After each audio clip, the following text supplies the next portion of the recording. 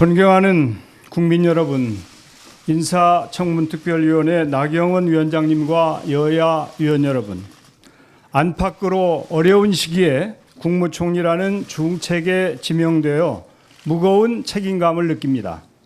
처음 국무총리직 제안을 받고 많은 고민을 했습니다.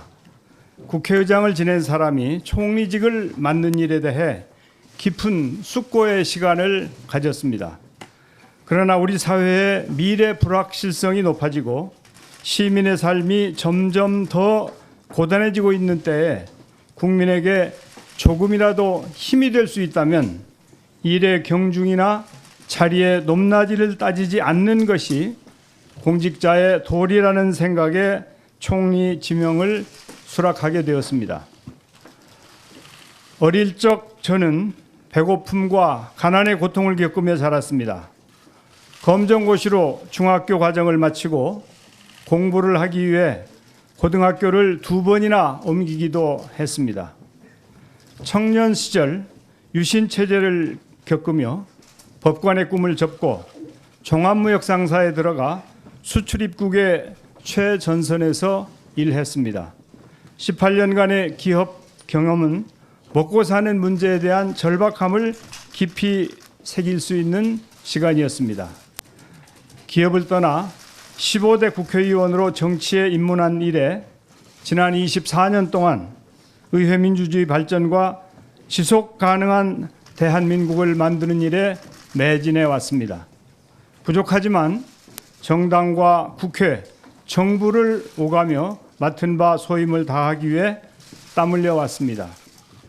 제게 국무총리로 일할 기회가 주어진다면 오로지 헌법과 법률에 부여된 총리로서의 역할과 의무에 집중하겠습니다. 우리 사회가 직면한 경제 살리기와 국민 통합이라는 절박한 과제를 해결하는 데 온 힘을 기울이겠습니다. 국정의 파트너인 국회를 존중하고 소통과 협치를 통한 정치 복원의 기회로 삼겠습니다. 존경하는 위원장님과 위원 여러분, 지난 세기 우리는 식민지배와 한국전쟁이라는 아픔을 딛고 국제사회가 기적이라 부를 만큼 빛나는 성취를 이룩했습니다. 산업화와 민주화의 성공으로 세계 10위권의 경제 대국이자 아시아 최고의 민주주의 국가로 발돋움했고 2018년에는 인구 5천만 이상, 국민소득 3만 달러 이상의 국가에게 허락되는 3050 클럽에 가입한 7번째 나라로 우뚝 섰습니다. 이제 우리 앞에는 평화와 번영의 새로운 역사를 열어야 할 책무가 놓여 있습니다. 무엇보다 저성장, 저고용으로 상징되는 뉴노멀 시대와 4차 산업혁명이라는 새로운 물결 속에서 불평등을 해소하고 새로운 성장 동력을 찾아야 합니다. 함께 잘 사는 나라, 포용국가로 나아가는 디딤돌을 놓아야 합니다. 그러나 당면한 현실은 결코 간단치 않습니다. 안으로는 잠재 성장률의 지속적인 하락과 저출산 고령화와 같은 급격한 인구 구조 변화가 미래를 위협하고 있고 밖으로는 보호무역주의의 확산과 일본의 일방적 수출 규제 등이 걸림돌로 작용하고 있습니다. 또한 북한 핵 문제도 아직 산통을 겪고 있습니다. 이러한 상황은 우리 정부에게 보다 적극적이고 능동적인 역할을 요구하고 있습니다. 그러나 다원화된 사회에서 행정부가 모든 것을 해결할 수도 없고 가능하지도 않습니다. 정부, 시장, 시민사회가 서로 부족한 부분을 채우며 균형 있게 발전해 나갈 수 있도록 정부는 길잡이 역할을 해야 합니다. 존경하는 위원장님과 위원 여러분, 제게 국무총리로 일할 기회를 주신다면 3가지 일에 역량을 집중하겠습니다. 첫째, 정부는 기업하기 좋은 환경을 마련하여 경제 활성화의 마중물이 되겠습니다. 경제를 살리는 힘은 기업으로부터 나옵니다. 그러나 많은 분들이 한국 사회에 기업가 정신이 실종되고 있다는 걱정을 하고 계십니다. 정부는 과감한 규제 혁신을 통해 기업하고 싶은 환경을 만드는 데 사활을 걸겠습니다. 특히 4차 산업혁명과 같은 시대적 흐름에 맞춰 미래 신산업이 활짝 꽃피울 수 있도록 혼신의 노력을 다하겠습니다.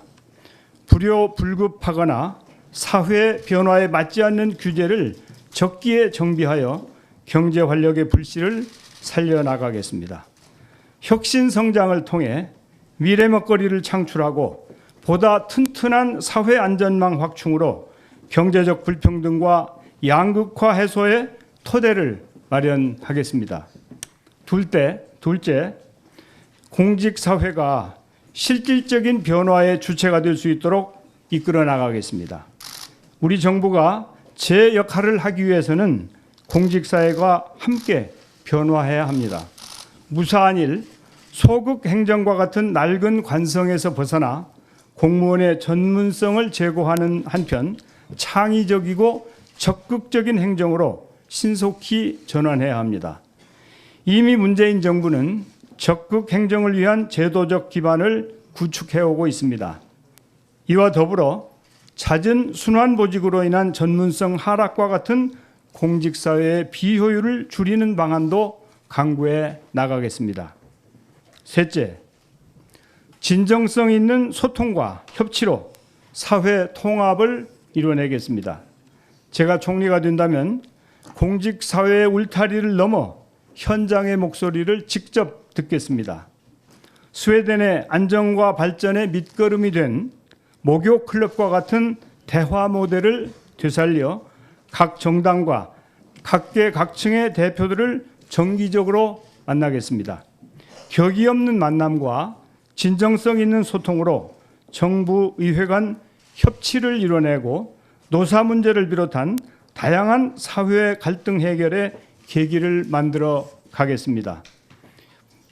무엇보다 우리 정치가 대결과 적대 갈등 구도에서 벗어나야 합니다. 정치 발전을 위해 의회와의 소통을 넘어 실질적인 협치 모델을 구현해 나가겠습니다. 구체적으로 21대 총선이 끝난 뒤 제 정당이 함께 참여할 수 있는 협치내각 구성을 대통령께 적극 건의드릴 생각도 갖고 있습니다. 이러한 노력을 통해 국민에게 힘이 되는 정부가 될 수 있도록尽力하겠습니다. 존경하는 위원장님과 위원 여러분, 삼권 분립은 기능과 역할의 분리일 뿐 인적 분리를 의미하지 않는다고 생각합니다. 현행 헌법 제43조 및 국회법 제29조는 국회의원의 총리 겸직을 허용하고 있습니다. 그럼에도 불구하고 그간의 우려와 지적에 대해 다시 한번 겸허하게 돌아보겠습니다. 입법부 출신으로서 국무총리의 직분을 맡게 된다면 앞으로 국회와의 소통에 최선을 다하겠다는 말씀을 거듭 드립니다. 끝으로 오늘과 내일 양일간 이어지는 청문회에서 여러 위원님들께서 주시는 말씀을 귀담아 듣겠습니다. 저에게 주시는 질문에 대해서는 있는 그대로 소신껏 말씀드리겠습니다. 많은 가르침을 주시기 바랍니다. 감사합니다.